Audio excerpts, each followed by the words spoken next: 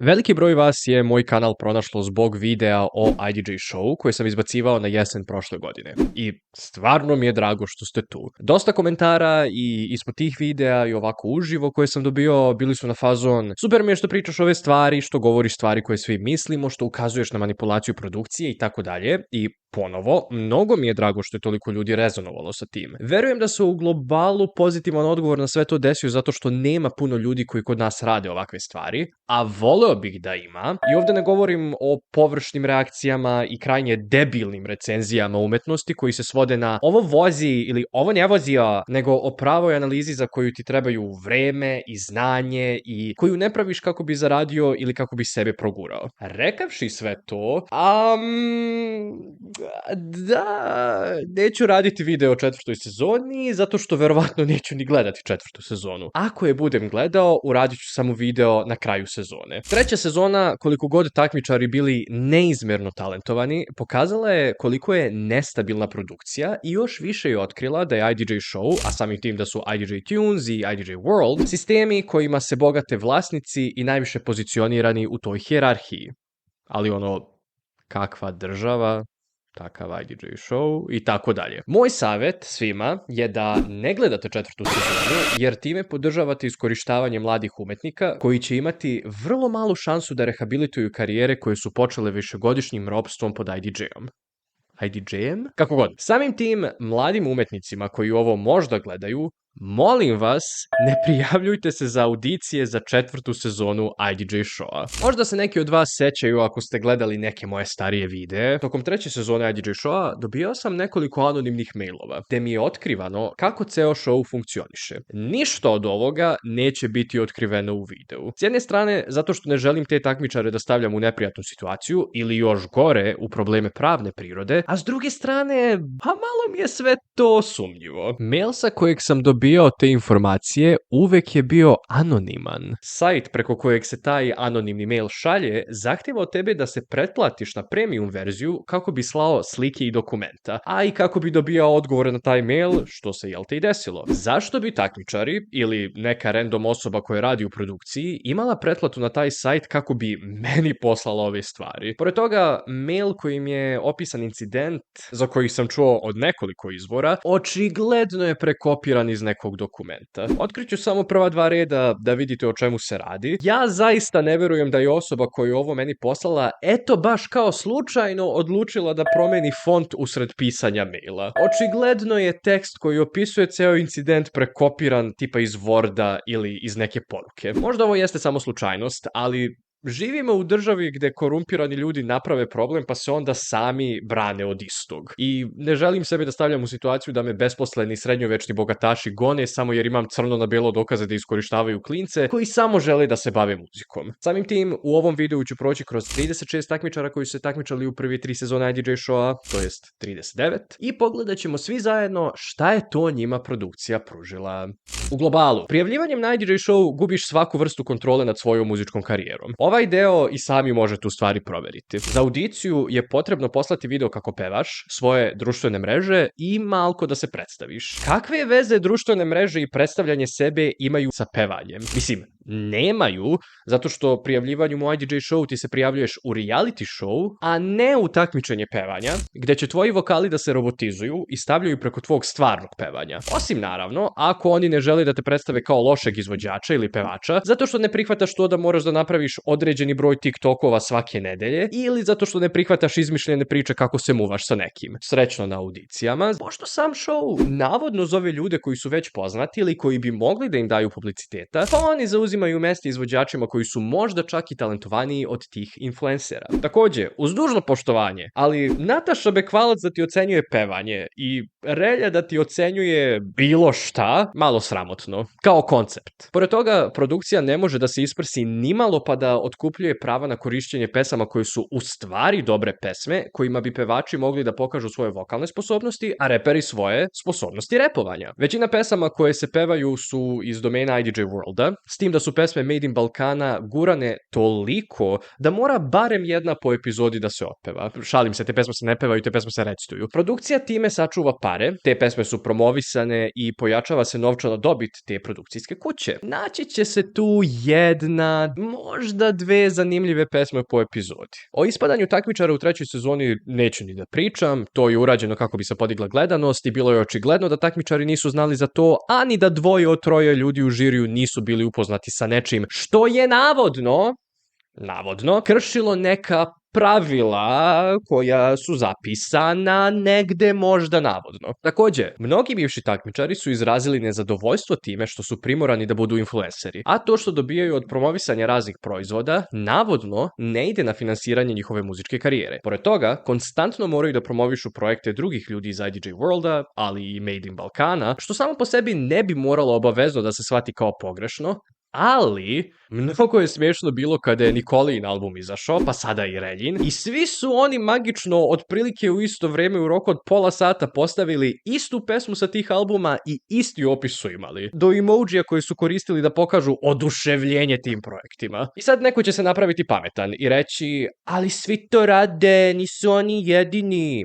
Wow, kako si pametan! Ovo što sam ja do sada rekao, čak nisam ni morao da saznam kroz razgovor sa takmičarima ili ljudima iz produkcije. To se sve vidi! Kada sam uradio onaj video za drugu sezonu, saznao sam prvo da su takmičari odgledali taj video i drugo da su mislili da sam neko iz produkcije, zato što sam znao sve te stvari. Tebra, ja nisam ništa znao. Ja sam gledao epizode druge sezone i po uzoru na stvari koje sam saznao godinama gledajući druga reality takmičenja, izvukao sam zaključke. Tako da, produkcijo, pošto znam da ovo gledate, sve rečeno u ovoj sekciji videa je do mene došlo korišćenjem moći opažanja i magijom Winksa. Hajde sada da pogledamo prethodne takmičare i šta je njima IDJ pružio po pitanju muzičke karijere. Očekujemo dakle da oni ulažu u promociju muzike, da plaćaju na primjer Spotify da gura njihove pesme u playliste, pa da im prave zanimljive spotove koje će ljudima uhvatiti pažnju i koje će zapamtiti i najvažnije od svega, da će im dozvoliti da se razvijaju kao umetnici. Mislim,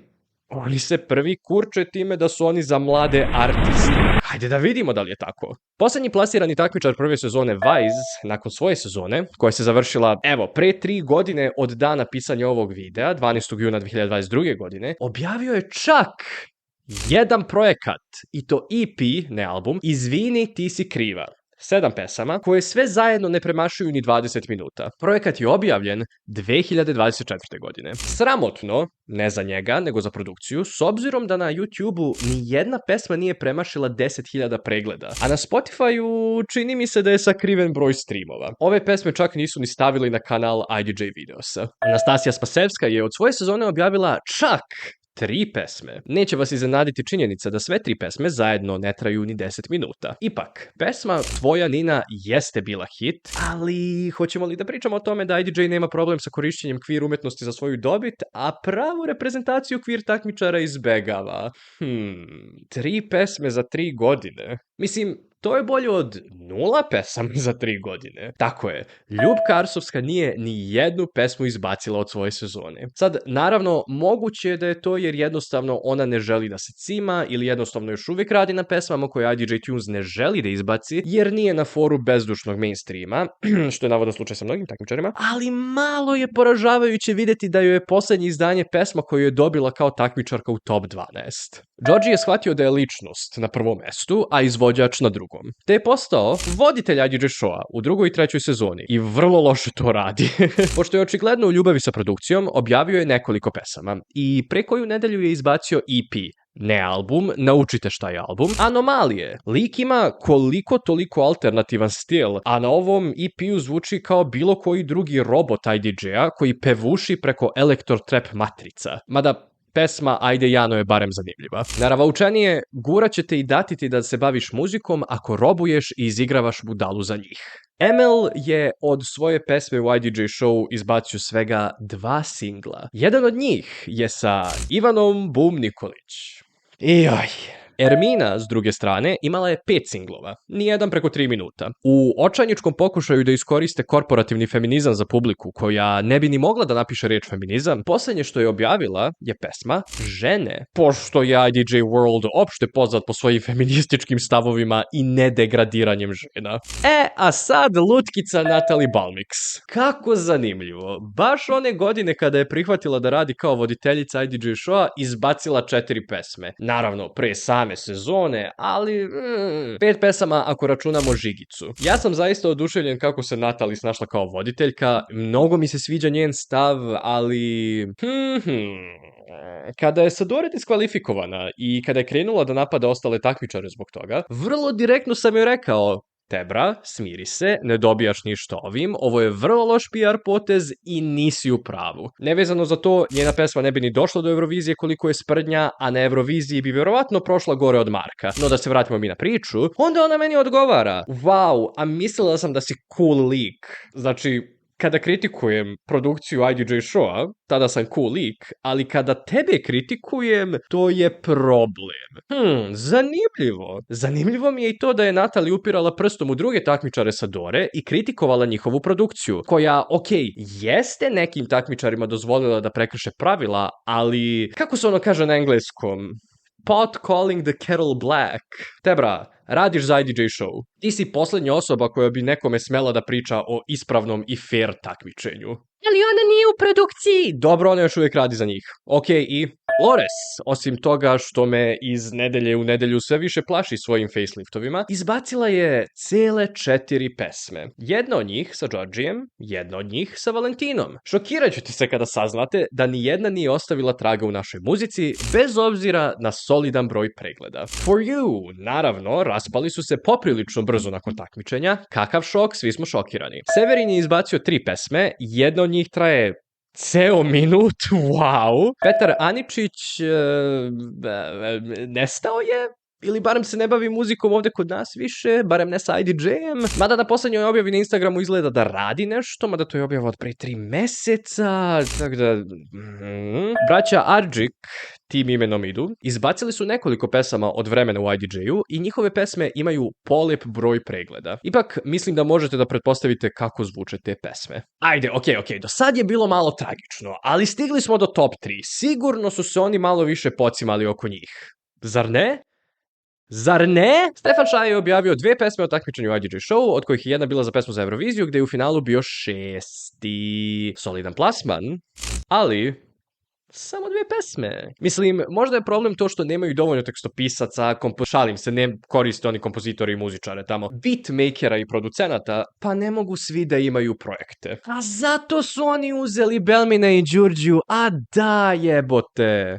Mahrina je izgleda imala najplodniju karijeru. Objavila je 15 pesama, od kojih sve možemo svrstati u 2 kategorije. Glupačica i rap glupačica. Glupačica pesme su pesme poput Aventador, način na koji one izgovaraju ovu riječ boli, i Ljubila. A rap glupačica su sve pesme gdje je ona samo feature na pesmama loših repera. To je pleonazam u Srbiji. Repera. Za Mahrinu je očigledno poenta kvantiteta, ne kvaliteta. Mada pesma Ljubila je dovoljno veliki trag ostavila u našem mainstreamu da su produkciju ove pesme kasnije replicirali za Đaninu Alarmantno, sa dosta manje uspeha, no i drugi izvođači kod nas replicirali su strukturu pesme i bas liniju koja uvodi u pesmu i diže tenziju. Ako se neko napravi pametan sada i kaže da Mahrina nije izmislila ovo, gde sam ja rekao da je ona to izmislila? Ali kada smo već kod ljudi koji izmišljaju stvari, Amna, osnivačica Reljinog i Nikolinog podruma, devojka koja je popularizovala Afrobeats kod nas, bez kašnjenja za svetskom muzičkom scenom, što je za naše prostore velika stvar, da bi joj posle vlasnica Nikolija preuzela tu titulu da kaže da je ona dovela taj žanr u Srbiju. Amna je objavila 9 singlova i jedan EP nakon svoje pobjede. I koliko god u stvari neke od ovih pesama bile kvalitetne, ona je bukvalno ženski vojaž. Glumi neki geto, satove, kola, hip-hop, ludilo, ovo ono, a u suštini pesme koje joj najviše uspeju su one gdje ona gostuje nekome i koje nisu hip-hop ili trap, i iako njene pesme, da, imaju preglede, ona se najviše okrenula tome da bude influencer i da hrani brand IDJ Worlda. Dakle, iz prve sezone niko nije imao ni jedan veći projekat. Najbliže tome je došao Joji sa svojim EP-em, ali nobody moved. Kao, bukvalno nobody moved. Dakle, naravoučenije, iz prve sezone možeš završiti kao gostujući izvođač drugim ljudima ili će ti tu i tamo dozvoliti da izbaciš nešto. Ali nećeš imati priliku da imaš pravu eru, pravi album, pravi projekat iza sebe. Jedini spas ti je da si koristan produkciji. Druga sezona. Sanja još uvek ništa, ali ona svaki drugi dan negde peva, tako da barem se bavi muzikom. Zona je u istom košu kao i Sanja, ništa nije izbacila, ali imam osjećaj da će biti neki pizdotresi od jedne i od druge kada napokon dođu na svoje. Kosta i Gia su mi takođe u istom košu. S vremena na vrijeme vidim da postavljaju da imaju neke gaže, izbacili su po koju pesmicu, ali a greota za Giu, pogotovo jer ona je imala najjaču pesmu iz top 12 te sezone. Mada, breskvifikacija Gie should be studied. Napokon neki projekat. Dakle, Alexa je na jesen prošle godine objavio EP Dodiri sa, za divno čudo, dobro definisanom estetikom, drugačijim zvukom i spotovima koji su koliko toliko drugačiji od onoga što bismo vidjeli kod nas. Ali nobody moved! Van IDJ-a nije imao priliku da promoviše EP, iako je imao pozive i prilike za to. Za njega jesu baš usrali prezentaciju, no ne znam da li je to do njih ili do njega, pošto, ajmo iskreno, ima taj Justin Bieber imidž i pevački talent da se progura, ali on sebe predstavlja, barem na svom privatnom Instagramu, kroz svaki mogući vid toksične muškosti, srbendnosti i tako dalje, smešan je na nivou vojaža. Ili Amne. Leila i Sara, njih možemo da grupišemo takođe zajedno jer su obe izbacile po single i reći ću ovo po ko zna koji put, nobody moved, ali nisu one krive. Da li se ulagalo u vizuali i promociju tih singlova? Sudeći po svemu, ne. Da li je išta moglo spasiti pesmu koja se zove Baile de Gusle? Ne. Valentina, koja se činila miljenicom publike tokom druge sezone, objavila je svega jedan solo single i jednu saradnju sa Lores. Uskoro joj izlazi saradnja sa Đanom i iako verujem da će to biti bolja pesma od ove dve, opet u pitanju je saradnja. Ne dozvoljavaju im da se izgrade kao solo izvođači jer ne žele da ulože u njih kao u solo izvođače.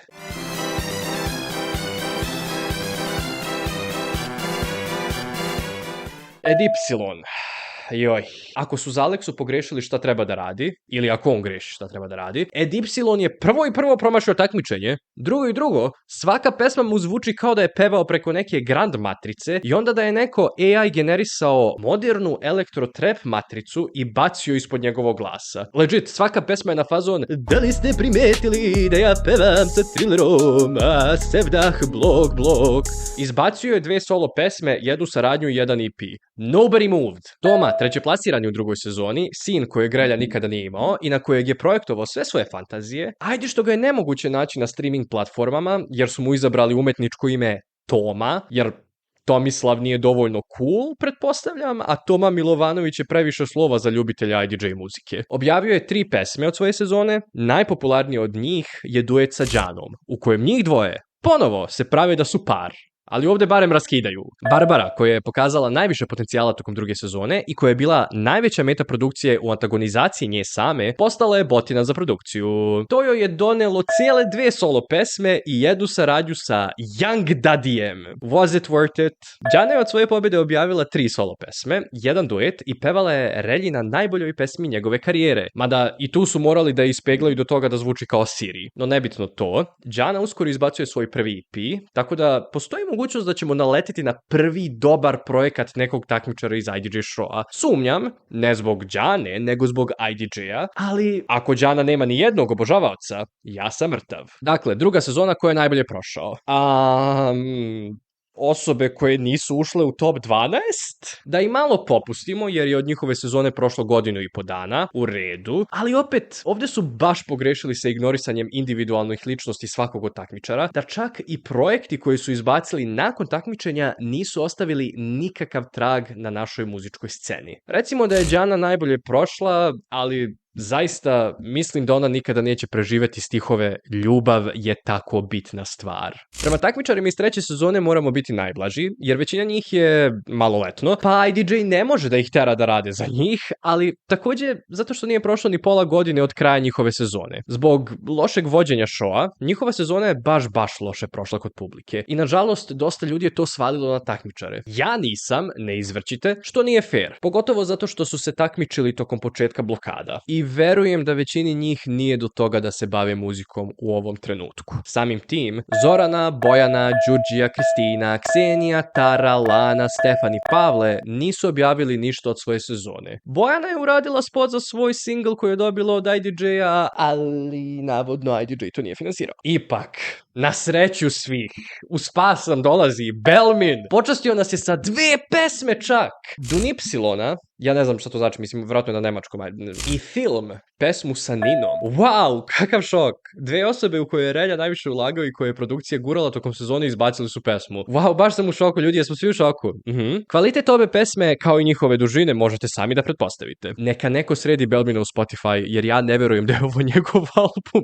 Mislim, nisam 100% siguran, ali dužina pesama mi govori da to ne može biti on. I pored njih dvoje, Luna Bejkov je objavila pesmu. Zajedno sa malo pre pomenutim Mladim Dadijem. Da se ne ponavljam, saradnja, nedozvoljavanje mladim umetnicima da se formiraju kao solisti, pesme koje će se zaboraviti koliko sutra i nikakvo ulaganje u promociju istih. Mada, Lunu sam ostavio za kraj, kako bih vam ispričao nešto što mislim da smem da podijelim. Naime, nakon snimanja one epizode u kojoj je ona morala da napusti takmičenje iz zdravstvenih razloga, neko od takmičara je random ljudima koje ne poznaje ispričao ili ispričala da se već tada znalo da će Lunino vraćanje u takmičenje biti namešteno. Ovo se dalo za očekivati s obzirom da je ispala iz takmičenja iz razloga nevezanih za takmičenje. Ali, ako ste gledali moj video gde sam pokazao koliko je ovaj sistem treće sezone bio pokušaj nameštanja pobede Nini, sećate se da bi Luna, kako god okreneš, ispala te nedelje iz takmičenja. Tako da li je opravdano navodno nameštanje vraćanja nje? Ko je najbolje prošao iz treće sezone? Belmin? Jer kao 2 pesme izbacio, svi ostali su izbacili jednu ili nijednu, ali on je tu da ga napravi u producenta koji će da im štanca mainstream trash, tako da nema pobednika. Pobedila je mladost! Ovim video sam hteo da pokažem da prijavljivanje na IDJ show jeste karijerno samoubistvo. Ne postoji ni jedno opravdanje načina na koji se oni ophode prema ovim izvođačima. I ovde pričam samo o tome kako su im kasnije ulagali u karijere. Čak i oni koji su se najbolje plasirali u takmičenju ili oni koji su publici bili omiljeni, nisu uspeli da urade bilo šta što bi ih ostavilo u sećanju publike duže od godinu dana. Sad kad pogledamo širu sliku i sve takmičare, Georgie je najbolje prošao. Ako želite da budete influenceri, apsolutno idite u IDJ show. To vam je super prilika za to. Ako želite da se bavite muzikom koja je drugačija od mainstream smeća koji se kod nas reciklira, izbegavajte ih. Možda vam se čini da su vam oni odskočna daska za to. Ali veliki broj takmičara je isto to mislilo i opeklo se. Tako da naučite na njihovim greškama. Možda vam se čini da trenutno ne postoji mesto za vas za stolom muzičke industrije. Ali moj jedini savet, osim toga da ne idete u IDJ show, jeste da napravite mesto za sebe. Donesite stolicu, sedite na pod, budite dosadni, stojte pored svih njih, gurajte svoju muziku i pomerajte granice onoga što je kod nas dozvoljeno. Ma o kom žanru je reč. I verujte mi, neko će vas primetiti.